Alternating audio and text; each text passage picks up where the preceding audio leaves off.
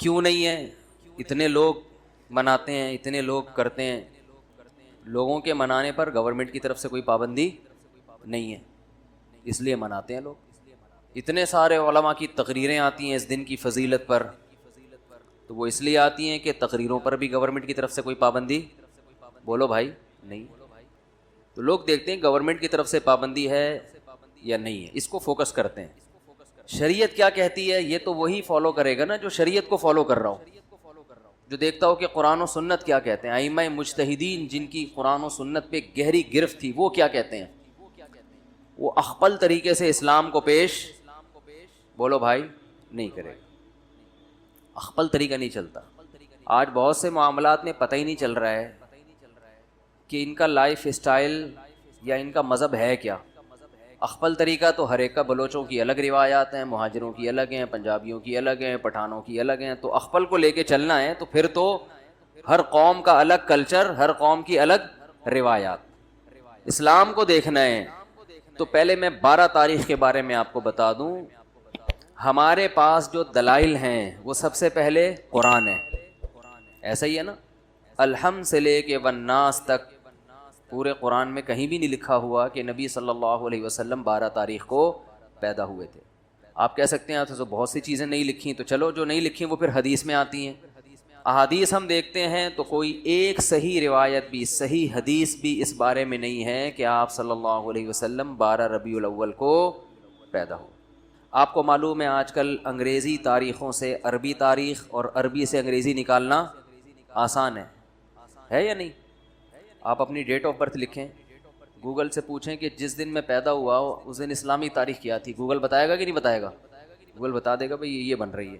ایک دن کا فرق اس میں ہو سکتا ہے 29 اور 30 کی بیس پہ، یا مفتی منیب صاحب کی وجہ سے یا پشاور کی وجہ سے ایک آدھ دن کا فرق، بولو بھائی، ہو سکتا ہے، اس سے زیادہ نہیں ہوگا. اتنی بات پر پوری امت کا اجماع ہے، صحیح احادیث سے ثابت ہے کہ آپ صلی اللہ علیہ وسلم ربیع الاول میں پیدا ہوئے اور پیر کے دن پیدا ہوئے. اب میں ریاضی کی کیلکولیشن میں جاؤں گا تو بہت لمبا ٹائم ہو جائے گا، تو ریاضی دان سے پوچھ لیں آپ. تو جس سال آپ صلی اللہ علیہ وسلم کی پیدائش ہوئی وہ آپ کی وفات سے 63 سال پہلے تھا. راجح قول کے مطابق 63 سال کی عمر میں آپ صلی اللہ علیہ وسلم کا انتقال ہوا. اور اس سے پچھلے سال آپ نے جو حج کیا وہ حج جمعے کا دن تھا، تو جمعے کے دن 9 ذی الحجہ، اور اس سے اگلے سال آپ صلی اللہ علیہ وسلم کی وفات ہوئی ربیع الاول میں. تو کیلکولیشن کرنا آسان ہو گیا کہ نہیں ہو گیا؟ تو کیلکولیٹ کر کے دیکھیں گے اور 62 سال پیچھے جائیں گے تو کیلکولیشن کے حساب سے 12 تاریخ پیر کے دن، بولو بھائی، نہیں بیٹھ رہی. لیکن چلو کوئی ریاضی دان کھینچ تان کے کچھ 62 کو 63 کر دے، 63 کو 64 کر دے، کچھ کر آ کے چلو فرض کر لو کہ بھئی امکان تھا. تو ہم تو سب سے پہلے کسی بھی واقعہ کے لیے مورخین کو فوکس کرتے ہیں یا حدیث کو. ہسٹری سے جس چیز کا تعلق ہے وہ یا تو حدیث میں ہوگی یا تاریخ دان بیان کریں گے. تو مورخین کی رائے میں اچھا خاصا اختلاف ہے، تھوڑا بہت نہیں.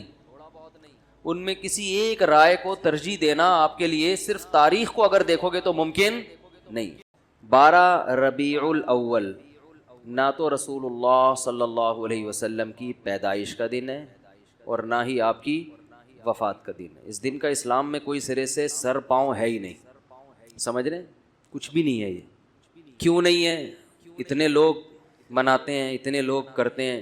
لوگوں کے منانے پر گورنمنٹ کی طرف سے کوئی پابندی نہیں ہے، اس لیے مناتے ہیں لوگ.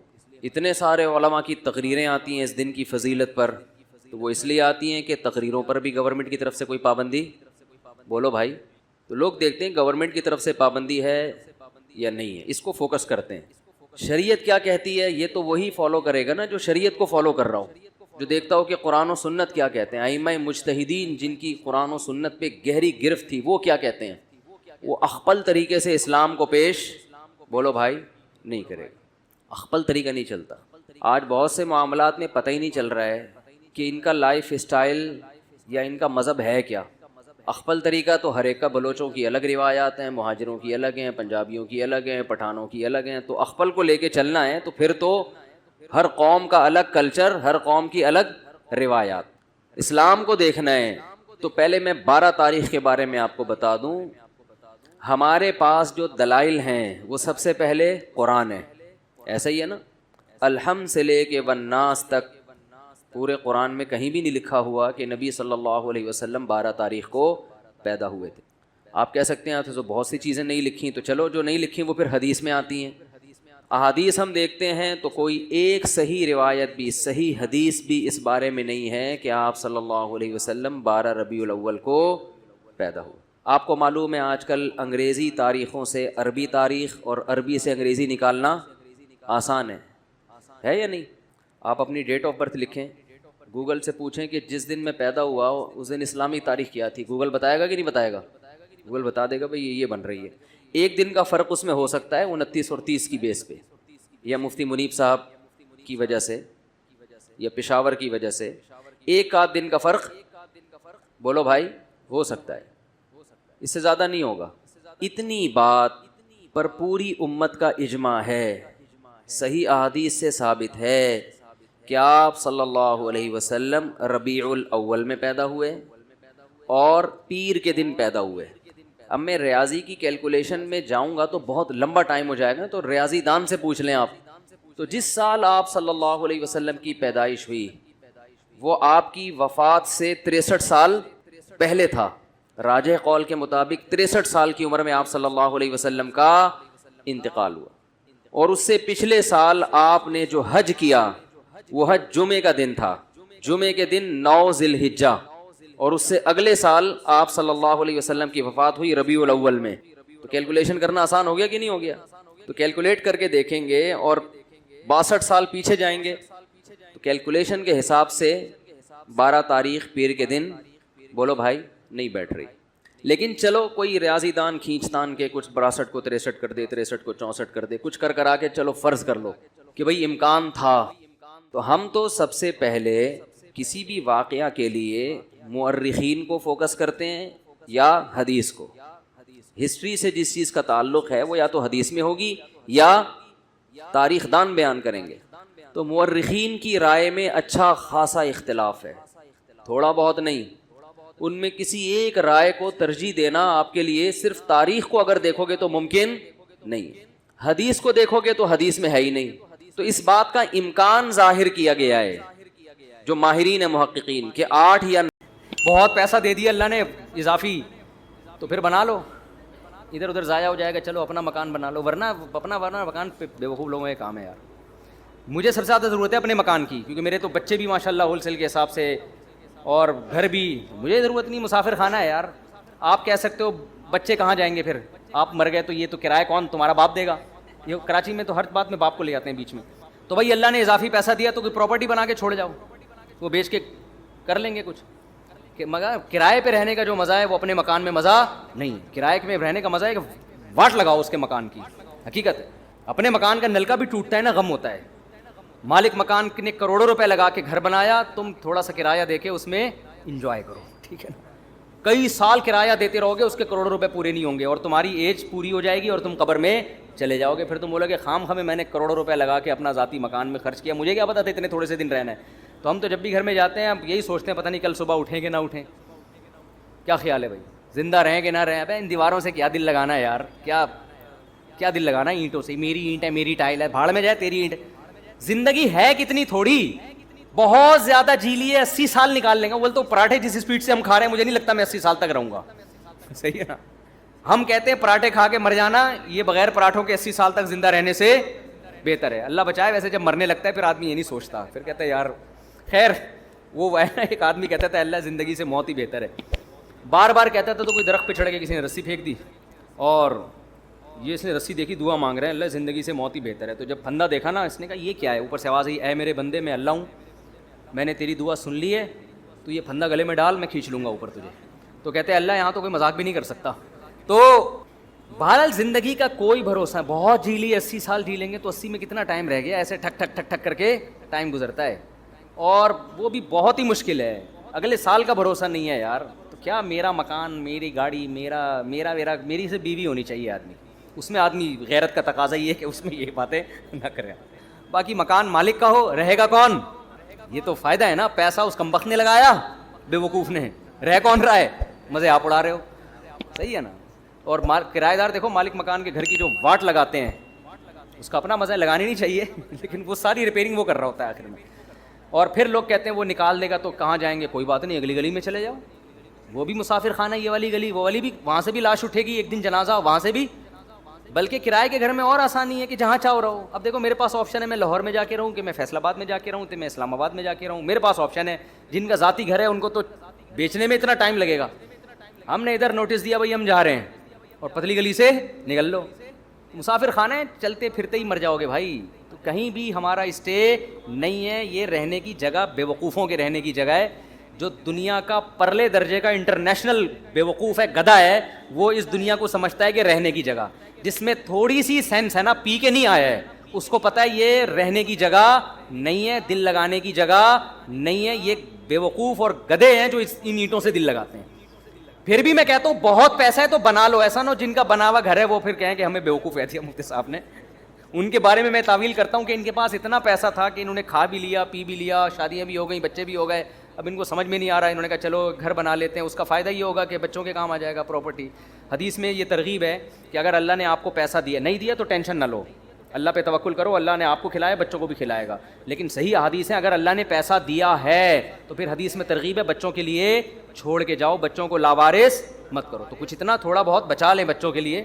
اس کا طریقہ ہے پلاٹ لے کے ڈال دیں. سمجھتے ہو؟ پلاٹ لے کے ڈال دیں، اس کی قیمت زیادہ تیزی سے بڑھتی ہے. جب آپ مریں گے تو وہ بہت اوپر جا چکا ہوگا، بچوں کے کام آ جائے گا. تو ورنہ بعض دفعہ ایسا ہوتا ہے کہ بچے رل رہے ہوتے ہیں، پاؤں میں پہننے کی چپل نہیں ہوتی ان کے پاس. تو اگر اللہ نے مال دیا ہے تو پھر بچوں کے لیے کچھ آپ کو بنا کے جانا پڑے گا. سمجھتے ہو؟ تو اس نیت سے کوئی کر لے تو ٹھیک ہے. یہ پتہ نہیں کہاں سے بات آئی تھی، یہ سوال پوچھا کیا تھا، ہم نکل کدھر کو لیے. کاروبار کا وظیفہ ہے. مکان کا وظیفہ تو میں نہیں بتاؤں گا، ذاتی مکان ضرورت ہی نہیں ہے. کیا کاروبار کے لیے میں وظیفہ بتا دیتا ہوں. وہ وظیفہ یہ ہے کہ صبح اٹھ کے جاگنگ کرو، پہلے تو فجر کی نماز پڑھو، پھر جاگنگ کرو، پھر پٹھان ہوٹل کے 2 پراٹھے کھاؤ. اس سے آپ کو ملے گی موٹیویشن. جب کاکڑ دن نہ ہو جائے گا. کاکڑ دن نہ سمجھتے ہو؟ نئے نئے لوگ آتے رہتے ہیں، پرانے بور ہو جائیں گے. دیکھو قوالی جب شروع ہوتی تھی نا، شروع میں آرام آرام سے چلتا ہے، قوالی میں آرام آرام سے چلتا ہے نا، ایک ہی سر میں ہوتے ہوتے پھر کاکڑ دن ایک دم جوش میں آتا ہے. تو کاکڑ دن کا مطلب یہ ہوتا ہے ایک دم ہٹو بچوں کام ہو جائے اور ایک دم طبیعت میں جوش آ جائے. تو صبح فجر کی نماز پڑھو، پھر اس کے بعد کرو طبیعت سے جاگنگ، خوب پسینہ نکالو. پراٹھے نہیں کھاؤ، جو مرضی کھانا ہے کھا لو. اس تو ہو جائے گا، کیا ہو جائے گا؟ کاکڑ دن. آپ کی اسپیڈ بڑھ جائے گی. پھر آپ پلاننگ کرو میں نے کرنا کیا ہے. اور تہجد میں 2 رکعت پڑھ کے اللہ سے دعا بھی مانگ لو کہ اللہ مجھے رزق دے. حدیث میں آتا ہے اللہ تعالیٰ رات کے آخری حصے میں آسمان دنیا پہ آ کے کہتے ہیں حل میں مسترزقن ارزق لا، کوئی ہے روزی طلب کرنے والا، میں اس کو روزی دوں. وظیفوں میں ٹائم ضائع کرنے کے بجائے اس وقت 2 رکعت پڑھ کے اللہ سے کیا مانگ لو؟ روزی مانگ لو. ہمارے یہاں کیا کرتے ہیں، میں کسی کو بتاتا ہوں نا تہجد میں 2 رکعت پڑھ کے اللہ سے روزی مانگ لے. وہ تہجد میں 2 رکعت پڑھنے کے لیے اٹھتا ہے، اس کے بعد پھر سوتا ہے، 1 بجے اٹھتا ہے پھر وہ. تو اللہ کیا کہے گا، مانگ تو روزی رہا ہے، کام سارے نحوست والے کر رہا ہے. روزی کو دھکا دینے والی بات ہے نا. جو 1 بجے سو کے اٹھے گا، اور کراچی میں 2 بجے کسی کو فون کرتا ہوں، کہتے ہیں میں ناشتہ کر کے آ رہا ہوں، دوپہر 2 بجے میں کیا کر کے آ رہا ہوں؟ ناشتہ کر کے آ رہا ہوں. تو کاروبار گیا کہاں؟ تیل لینے. آپ کہہ سکتے ہو کہ میں فجر کے بعد جاگنگ کر کے رات کو تہجد میں 2 رکعت پڑھ کے اللہ سے دعا مانگوں گا، پھر فجر کے بعد جاگنگ کروں گا، پھر آپ کے مشورے پر 2 پراٹھے کھاؤں گا. اور کاکڑ دن 2 پراٹھے، یہ ویسے ہی کہہ رہا ہوں میں، مزہ آتا ہے کہنے میں یار، پتہ نہیں کیوں پراٹھے میں. باقی آپ جو مرضی کھاؤ، پراٹھے تو نقصان دیتے ہیں لیکن جو مرضی کھاؤ. اس کے بعد پھر میں جب یہ سارے کام کروں گا، میں دکان جاؤں گا. تو ہر آدمی ٹینشن سے مرا جا رہا ہے نا، پتہ نہیں کیا ہو جائے گا کل. بچوں کی اسکول کی فیسیں بھر سکوں گا نہیں بھر سکوں گا، بیگم کے خرچے پورے کر سکوں گا نہیں کر سکوں گا. چھوڑو بھائی، یہ ٹینشن لینے کی نہیں ہے. آپ کہو کیوں نہیں ہے؟ گھر جائیں گے ٹینشن تو ملے گی نا وہاں سے. اس کا حل بتاتا ہوں میں ابھی آپ کو، اس کا حل بتاتا ہوں میں. پہلے یہ حدیث مکمل کر لو. تو آپ صلی اللہ علیہ وسلم نے فرمایا اگر تم اللہ پہ ایسے توکل کرو جیسے توکل کرنے کا حق ہے، لرزقتم، تمہیں ایسے رزق ملے گا جیسے پرندوں کو ملتا ہے. فرمایا تغدو خماسن، جب پرندہ صبح گھر سے نکلتا ہے پیٹ اس کا خالی. اسے نہیں پتا آج میں نے ٹماٹر بیچنے ہیں، آج میں نے رکشہ چلانا ہے، کسی ملٹی نیشنل کمپنی میں میرا انٹرویو ہے، کیا کچھ بھی نہیں، صبح اس کو یہ بھی نہیں پتا ہوتا کہ سمت میں جانا ہے، میں نے بس نکلتا ہے اللہ کا نام لے کے. آپ دیکھو یہاں کوے جو ہے نا، کوے، ایک دوست نے ہمیں بتایا کہ صبح سارے کوے یہاں سے سرجانی ٹاؤن کی طرف جا رہے ہوتے ہیں، اور ہم نے دیکھا کووں کے غول. عصر کے بعد مغرب سے پہلے آپ دیکھو گے پورے کوے واپس آ رہے ہوتے ہیں، پتہ نہیں صدر سے، لی مارکیٹ سے، جہاں کے بھی کوے ہیں نا. میں نے تو پہلے سمجھا تھا کہ سرجانی ٹاؤن میں کوئی ویکینسی نکلی ہوئی ہے کووں کے لیے، حقیقت ہے سارے یہاں سے ٹریولنگ کر کے جا رہے ہوتے ہیں. وہ ان کو کہیں وہاں شاید زیادہ کوئی مردار وردار پڑے ہوئے ہوتے ہیں، کچھ کچرا مچرا اور یہ سب چیزیں نا، تو کووں کو مخبری ہو گئی، کووں کو مخبری ہو گئی بھائی لی مارکیٹ میں مال ابھی نہیں ختم، شارٹ چل رہا ہے، ابھی کہاں مال ہے. صبح خالی پیٹ جاتے ہیں اور شام کو چھیچڑوں سے پیٹ ان کے بھرے ہوئے ہوتے ہیں. تو رسول اللہ صلی اللہ علیہ وسلم نے فرمایا تغدو خماصا وتروح بطانا، صبح پرندہ نکلتا ہے خالی پیٹ، شام کو آتا ہے پیٹ اس کا بھرا ہوا ہوتا ہے. آپ کہہ سکتے ہیں کہ صرف پیٹ ہی ہماری بنیادی ضرورت، بول لو نا بھائی، نہیں ہے، پیٹ ہی تھوڑی ہے. یہ ایک مثال ہے، پرندے کی ضرورت پیٹ، اور جب پرندے کی شادی کا ٹائم آتا ہے تو اس کی ضرورت گھر بھی ہے یا نہیں؟ کیا خیال ہے بھائی؟ جب پرندوں کی مادہ انڈے بچے دینے، کبوتر کو دیکھ لو نا، یہ تو جوڑے بنا کے رہتے ہیں کبوتر، انڈے بچے کا ٹائم آتا ہے تو کبھی دیکھا کبوتر ٹینشن میں کہ یار بحریہ ٹاؤن تو ہاتھ سے نکل گیا ہے بھائی، بحریہ ٹاؤن کے پلاٹ تو نکل گئے ہاتھ سے، اور سرجانی بھی گیا. ایک صاحب مجھے کہنے لگے، میں 15 سال پہلے کسی اسٹیٹ ایجنٹ نے مجھے کہا تھا کہ 6 پلاٹ سرجانی میں لے کے ڈال دو زندگی بن جائے گی. مجھے کہنے لگا یار اتنا افسوس ہو رہا ہے، میں نے اس کی بات پہ عمل نہیں کیا. تو میں نے کہا 10-15 سال تو زندہ رہے گا، ابھی تو نے ویسی قبر میں جانا ہے، عمل کر لیتا تو تجھے اسٹیٹ ایجنٹ کہہ رہا تھا 15 سال کے بعد تیری زندگی بن جائے گی، میں تجھے کہہ رہا ہوں 15 سال کے بعد تو مرے گا، بن کے بھی تو قبر میں جائے گا. 15 سال کے بعد جو ہے نا، تو وہ اسٹیٹ ایجنٹ کے 15 سال پرانی پیش گوئی پہ تو افسوس ہو رہا ہے، میں جو سچی مچی کی پیش گوئی کر رہا ہوں کہ تو مرے گا 15 سال میں، تیری ہڈیوں میں ابھی اتنا گودا نہیں ہے زندہ رہنے والا، اس پہ ٹینشن نہیں ہو رہی. اس کا مطلب بھول چکے ہیں موت کو. اور بھائی 15 سال پہلے تو سرجانی میں 6 پلاٹ لیتا، آج عیش کرتا، تو وہ 15 سال کے بعد عیش کے قابل نہ رہتا. تو سوچ لے جو 15 سال بعد تو جو اینڈ سرجانی میں پلاٹ لے کے ہونا تھا، وہ پلاٹ لیے بغیر بھی وہی اینڈ ہو رہا ہے. تو ٹینشن کس بات کی بھائی؟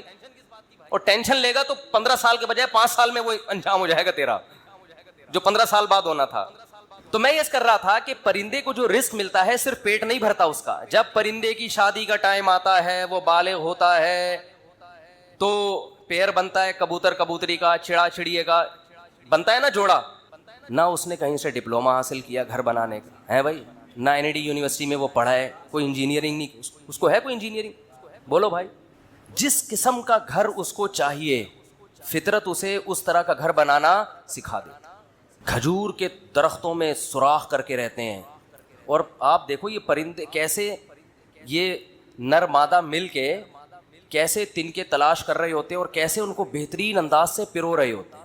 ایسے نہیں کہ کوئی بھی کچرا اٹھا کے، ہم جب مرغیوں کے ڈڑبے بناتے ہیں نا تو کچھ بھی اٹھا کے ڈال دو اس کے اندر، پرندہ ایسا نہیں کرتا. بڑی تمیز سے، بڑے خوبصورت انداز سے وہ گھونسلہ بناتا ہے، خوبصورت انداز سے، ایسا کہ وہ سردی گرمی سے بھی محفوظ رہے، دشمنوں کے شر سے بھی محفوظ رہے. بہت خوبصورت انداز سے وہ گھونسلے بناتے ہیں.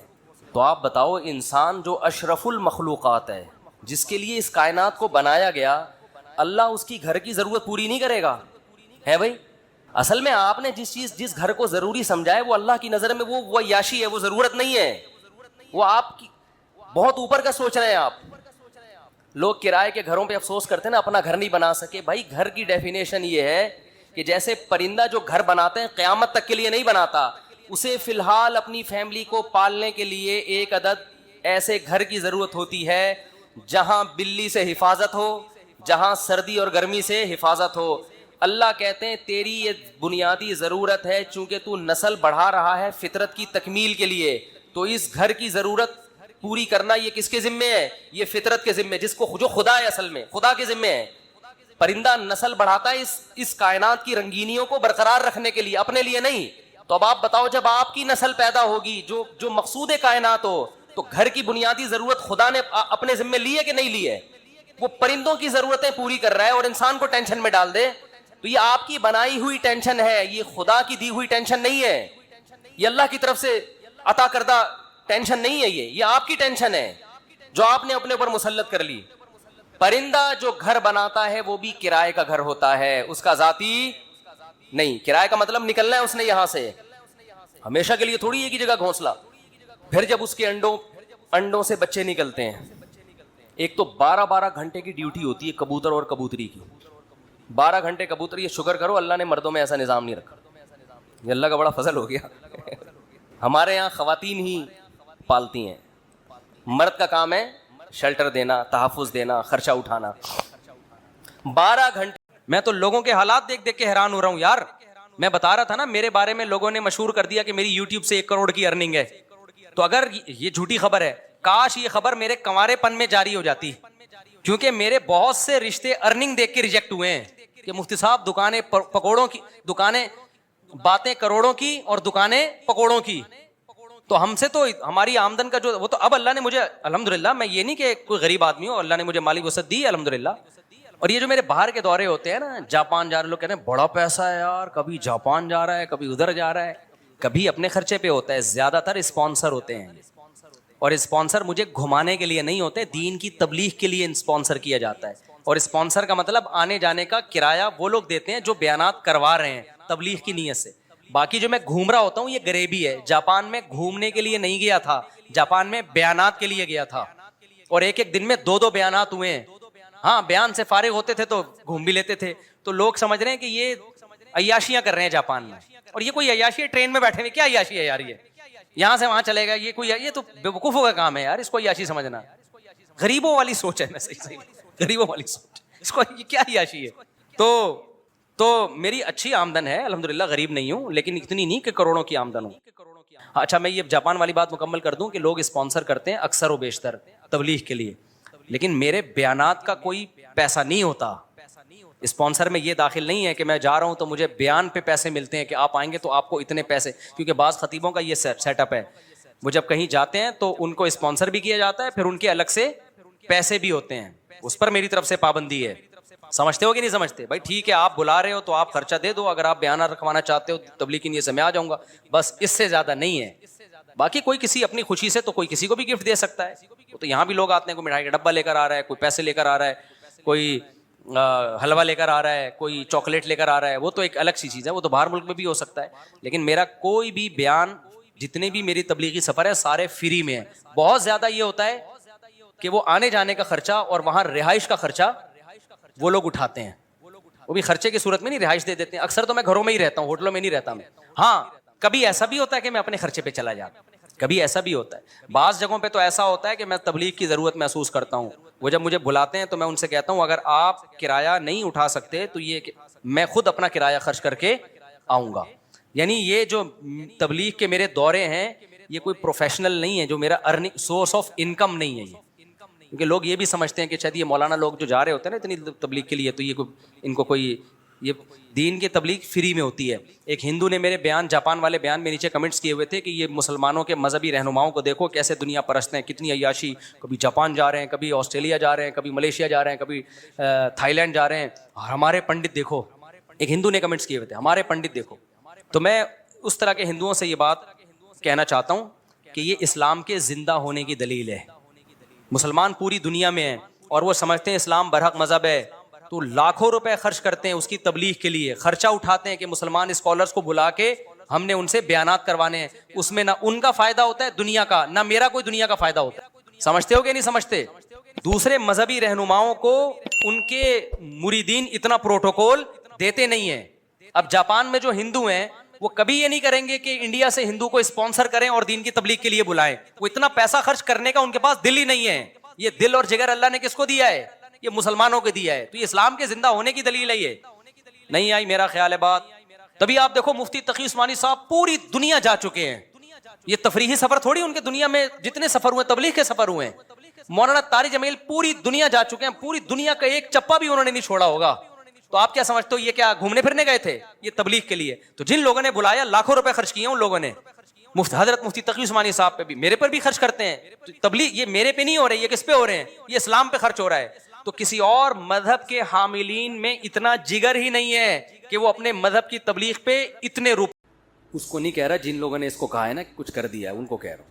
میں نے کہا یقیناً کسی نے کچھ کر دیا ہے، یعنی آپ بتائیں گے؟ میں نے کہا اللہ نے کچھ کر دیا ہے، وہ کچھ بھی بتا سکتا ہوں۔ اللہ قرآن میں کہتا ہے یبسط الرزق لمن یشاء ویقبض، جس کے لیے چاہتا ہوں رزق کے دروازے کھول دیتا ہوں، جس کے لیے چاہتا ہوں تنگ کرتا ہوں۔ تو اللہ نے یہ کر دیا۔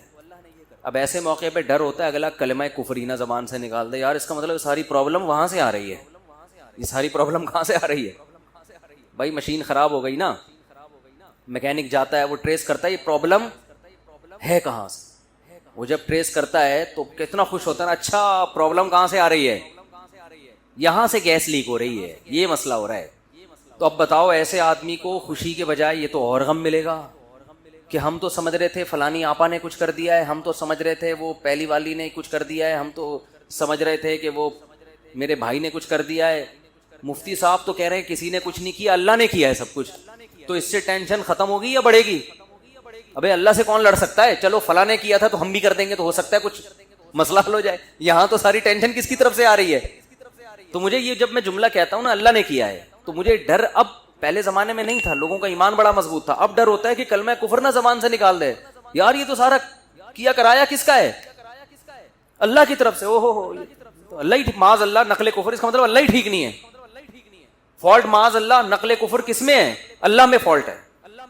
پھر لوگ مایوسی کا شکار ہوتے ہیں، پھر کہتے ہیں یار اللہ فلانے کے ساتھ تو بہت اچھا کر رہا ہے، وہ تو کچھ بھی نہیں کرتا کمبخت، اور پھر بھی رزق کے دروازے کھلے ہوئے، کچھ بھی نہیں کر رہا، ایک نمبر کا چور ہے فلاں آدمی، نہ ایک وقت کی نماز پڑھتا ہے، نہ کبھی زبان سے اللہ کا نام لیا، مگر خوشیوں کی ایسا لگ رہا ہے خوشیوں نے ڈیرے ڈال لیے اس کے گھر میں، پھلتا پھولتا چلا جا رہا ہے، فلاں بھی اچھا، فلاں بھی اچھا، فلاں بھی اچھا، میں ایک اکیلا دنیا میں پریشان ہوں۔ حالانکہ میں تو وظیفے بھی پڑھتا ہوں، میں نے تو ایک دفعہ سر پہ ٹوپی بھی رکھی تھی، ایک دفعہ میں نہایا بھی تھا، اپنی نیکیاں پھر یاد آنا شروع ہوتی ہیں۔ ایک دفعہ کا ذکر ہے، میں نے وائپر جو شیشے پہ گاڑی پہ لگاتے ہیں اس کو اپنے ہاتھوں سے میں نے 5 روپے پکڑائے تھے۔ ایک دفعہ میں نے اپنی ماں کو پانی بھی مجھے یاد پڑتا ہے پلایا تھا۔ ایک دفعہ ابا سے میں نے تمیز سے بات بھی کی تھی، حالانکہ میرا موڈ بالکل بات کرنے کا تھا نہیں، لیکن میں نے کہا ابا ہیں تو چلو یار ایک دفعہ تو ابا ہونے کے ناطے تمیز سے بات بنتی ہے۔ یہ نیکیاں اپنی سامنے آنا۔ ایک دفعہ میں نے بیگم نے گلاس سے پانی پیا تھا تو جس جگہ سے منہ لگا کے اس نے پانی پیا، میں نے بھی محبت کے اظہار کے لیے اسی جگہ سے منہ لگا کے پانی پیا۔ نبی کے اخلاق میں نے زندہ کی، اتنے اچھے طریقے سے میں اپنے گھر والوں کے ساتھ، میرا حسن سلوک ونس اپون اے ٹائم۔ تو اپنی نیکیاں بولو یاد آنا۔ ایک دفعہ میں ٹائم پہ گھر بھی آ گیا تھا، ایک دفعہ بولو ٹائم پہ گھر آ گیا۔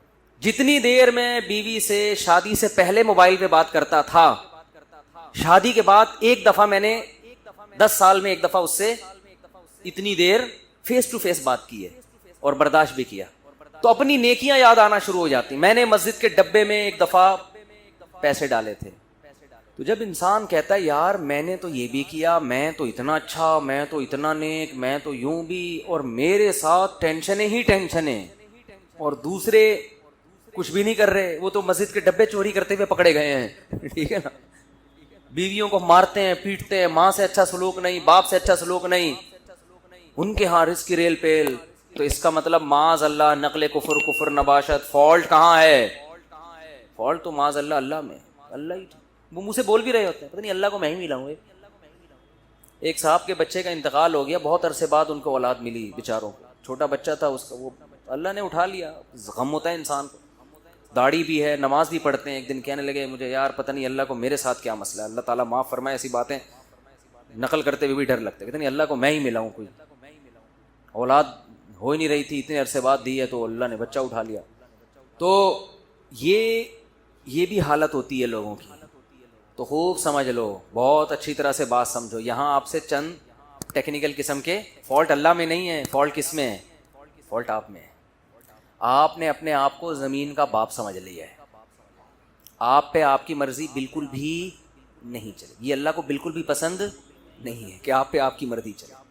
اللہ کہہ رہا ہے یبسط الرزق لمن یشاء، جس کے لیے میں چاہوں گا رزق کے دروازے کھول دوں گا، یہ نہیں کہ جس کے لیے آپ چاہو گے۔ آپ کہہ رہے ہو یار وہ چور اچکا اور وہ تو 2 نمبر آدمی اور وہ تو محنت بھی نہیں کرتا, اس کے لیے دروازہ کیوں کھل رہا ہے؟ بھائی وہ اس کے چاہنے سے نہیں کھل رہا, وہ کس کے چاہنے سے کھل رہا ہے؟